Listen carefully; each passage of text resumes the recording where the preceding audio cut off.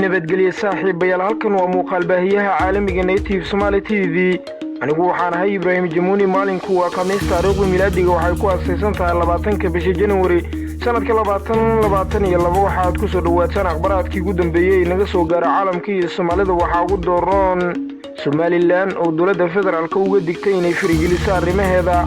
taliska ciidamada xoogga dalka oo soo bandhigay xubin ka tirsan Al-Shabaab shir looga hadlayay amniga oo lagu qabtay magaalada Boosaaso Soomaaliya iyo Shiinaha oo ka wada hadlay amniga iyo dhaqaalaha akhbaraadkaasi iyo kuwa kale oo faahfaahsan ayaad ku daawan doontaan warkeena saacadee daawada wadayta marka kugu horeysa booqashada halkan fadlan subscribe gareebtana YouTube la gareey fiidiyoga oo la wadaag saaxiibadaada page-keena Facebook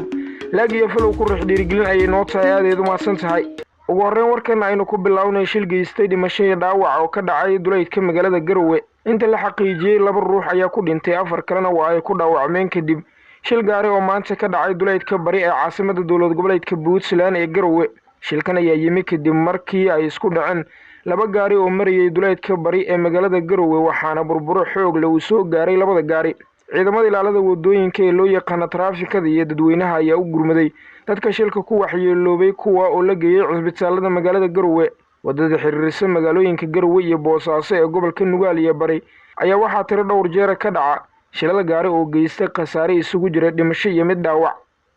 dhinaca kale Somaliland oo dowladda federaalka Soomaaliya uga digtay inay fariigeliso arrimaheeda fadhigii 86aad ee golaha wasiirada Somaliland oo uu shir gudoominayay madaxweynaha Somaliland Muuse Bixi Cabdi kuna wehelinayay madaxweyne ku-xigeenka Somaliland Cabdiraxmaan Cabdullaahi Ismaaciil Ceesaylici waxaa golaha wasiirada ay fadhigoodii maanta kaga doodeen go'aano muhiim ah oo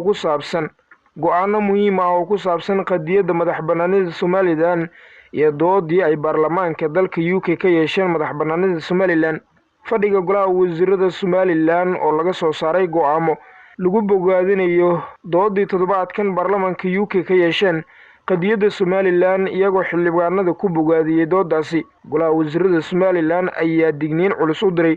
dowladda Soomaaliya oo ay sheegeen in ay caadaysatay faragelinta qadiyadda madaxbannaanida Somaliland geesta kale taliska ciidamada xoogga dalka oo soo bandhigay xubin ka tirsan Al-Shabaab taliyaha qaybta 6aad ee ciidamada xoogga dalka Soomaaliyeed ayaa maanta magaalada Baydhabo ee xarunta gobolka Bay ku soo bandhigay mid ka mid ah dagaalamayaasha Al-Shabaab oo ay gacanta ku soo dhigeen ciidanka Daawud Cabdirashiid Xuseen oo magaciisa afgarashadu uu yahay Cabdikaafi oo ka tirsan Al-Shabaab ayaa gacanta ay ku soo dhigeen ciidanka ururka 47aad ee guutada 8aad qaybta 6aad xoogga dalka Soomaaliyeed kadib howlgallo ay ka wadeen ciidanka tuulooyinka hoos yimaada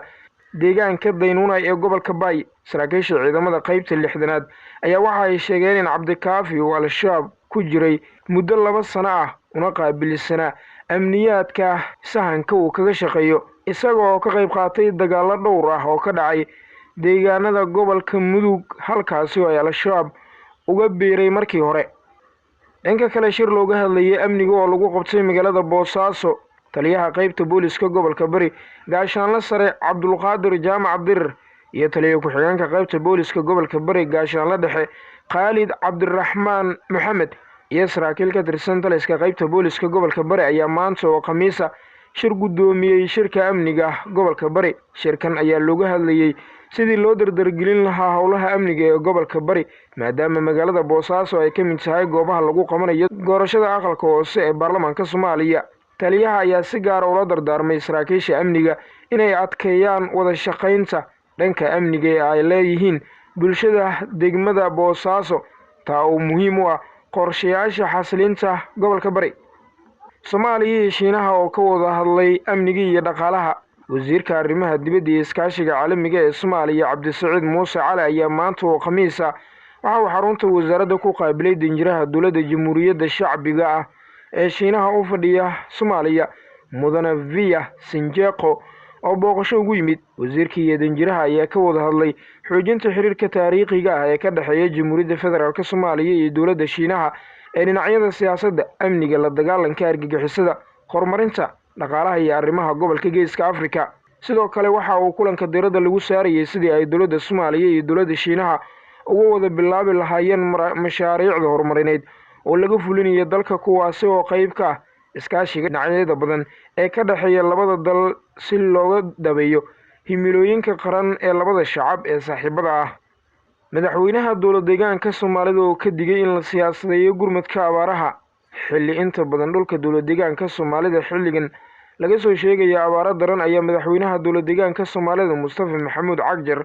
waxa uu ka digay in la siyaasadeeyo gargaarka ay u baahan yihiin dadka ay abaaruhu saameeyeen. Madaxweyne Mustafa Cagjar waxa uu sheegay in xilligan ay muhiim tahay in aanan dhanka siyaasadda loo weecin arrimaha abaaraha, isla markaana qof walba uu qaban karayo haddii uu gaaro in dadka abaaruhu ay saameeyeen wax la taro. Madaxweynaha dowlad deegaanka Soomaalida Mustafa Maxamuud Cagjar oo meel fagaare ah kula hadlayay boqolaal dadweyne ah waxa uu sheegay in dadka ku nool dowlad deegaanka Soomaalida ay waajib tahay inay helaan waxyaabaha muhiimka ah ee uu nolosha ku tiirsan tahay sida biyaha iyo cunnada. Waxa uuna xukuumadda Abiy Axmed iyo qurbo joogta uu ugu baaqay inay u soo gurmadaan dadka ay abaaruhu saameeyeen.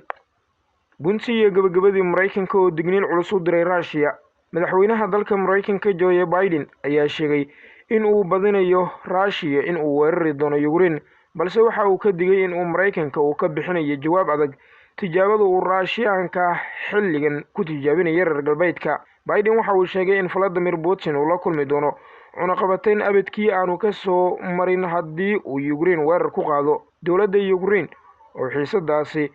xudun u ah dhankeeda waxa ay sheegtay in Russia inuu cabsi gelin ku hayo, iyaga oo ku baaqay in la sameeyo dadaal kasta oo diblomaasiyadeed si dagaal looga baaqsado xiisadan oo ka dhalatay ciidamada tirada badan ee uu Russia ku soo daabulayo xuduudda Ukraine ayaa cirka isku sii shareertay maalmihii ugu dambeeyay.